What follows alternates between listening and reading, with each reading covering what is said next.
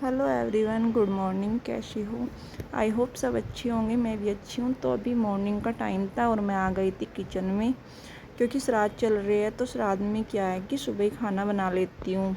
इसके पापा ड्यूटी जाते हैं और बच्चे जाते हैं स्कूल, तो फिर बाद में खाना क्या है निकल नहीं पाता, गाय का भी और वैसे भी।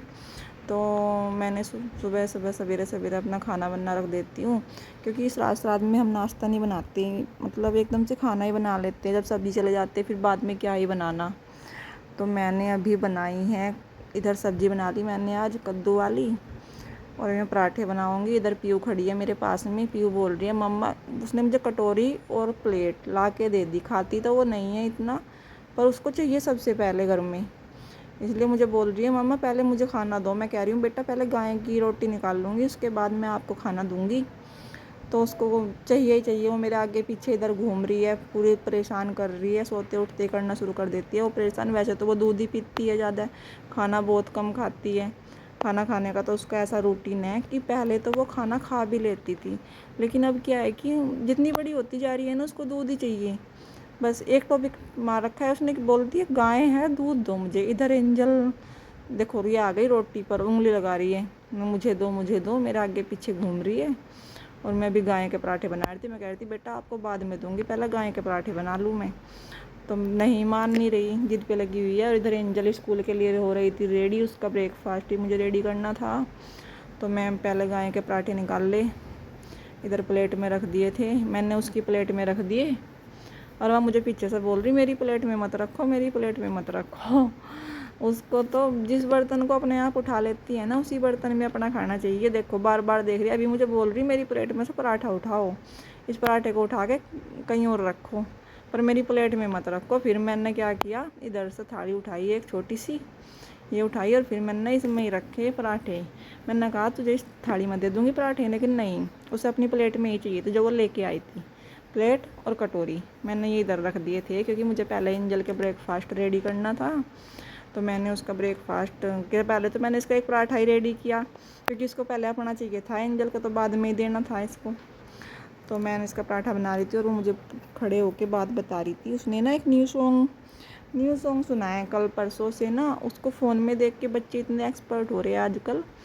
तो मुझे वो गाना सुना रही थी, वाह पता नहीं कौन सा ही गाना था।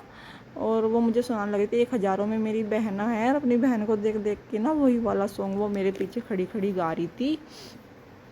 मैं कह रही थी तेरे पे रोज़ नए नए सॉन्ग आते हैं, कहाँ से लाती है? तो कह रही मैंने फ़ोन से सीख के है।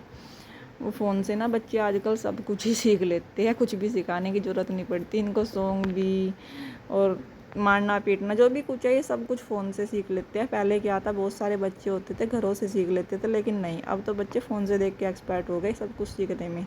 देखो अभी इसको चाहिए सब्जी, और मैंने कहा ठीक है मैं तो आपको कद्दू और वो देती हूँ पूरी, आप लेके जाओ रूम में।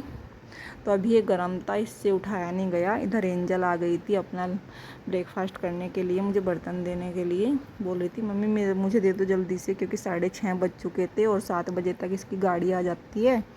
तो 7 बजे तक जब गाड़ी आ जाती है तो इसको निकलना ही पड़ता है घर से। गाड़ी थोड़ा दूर आती है, तो वहाँ जाने में भी इसको 5-7 मिनट तो लग ही जाती है, अगर आराम से जाते हैं। और भी बच्चे जाते हैं साथ में, उनके साथ जाने में। तो मैंने इसका इधर एंजल का भी ब्रेकफास्ट रख दिया था। मैंने कहा खा ले जल्दी से, कभी गाड़ी निकल ही जाए। 7 तो ऐसे ही बज जाते हैं, कितना भी जल्दी करके उठ जाओ 7 बज ही जाते हैं। और अभी मेरा दूध भी नहीं, मतलब जो गायें दूध देती है ना, तो मैंने वो भी नहीं निकाला था। इसके पापा गए थे खेत में उसके गाय के लिए घास लेने के लिए, तो मैं वेट कर रही थी वे आए तो दूध निकाल ले। एक सोच रही थी एंजल का ब्रेकफास्ट बना दूँ, बीच में दूध निकाल लूँ, क्योंकि आज मैं सोकर उठने में भी लेट हो गई थी थोड़ा सा। 5:30 बज गए थे मेरे को। मैं 5 बजे का अलार्म लगाया, और जैसे ही अलार्म बजी मैं ऐसे ही सो जाऊँ फिर बंद करके।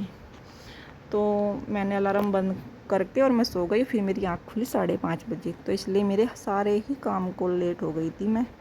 और बस फिर पहले मैंने किचन ही पकड़ ली थी। मैंने सोचा पहले आज किचन का ही ख़त्म कर देती हूँ, क्योंकि कल क्या था, ये बिना ही लंच के चले गए थे। ब्रेकफास्ट ही बन पाया था इनका।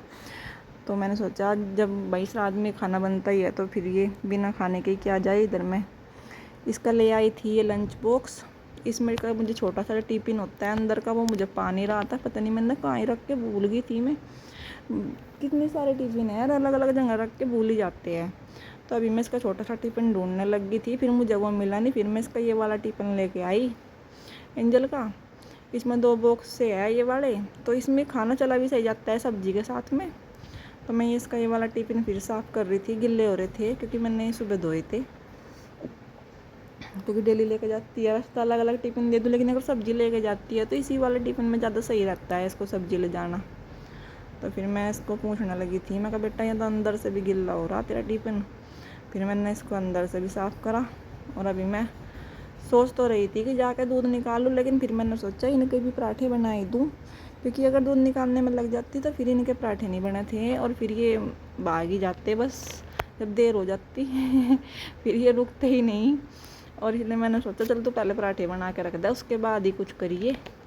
तो मैं इनका भी लंच तैयार करने लगी थी, फिर इनके भी पराठे मैं बनाने लगी। फिर मैंने सबके ही बना दिए थे। फाइनली एंजल अपना लंच लेकर चली गई थी और मेरा सारा काम ख़त्म हो गया। तो मैं आराम से आकर बैठ गई थी फिर अपने रूम में, क्योंकि मैंने झाड़ू वाड़ू सब कर ली थी। उसका मैं व्लॉग बना नहीं पाई थी सुबह सुबह इतनी जल्दी में। मैंने थोड़ा अंधेरे अंधेरे से मैं लगा दी थी उस टाइम पे, क्योंकि काम जल्दी करना पड़ता है श्राद्ध की वजह से।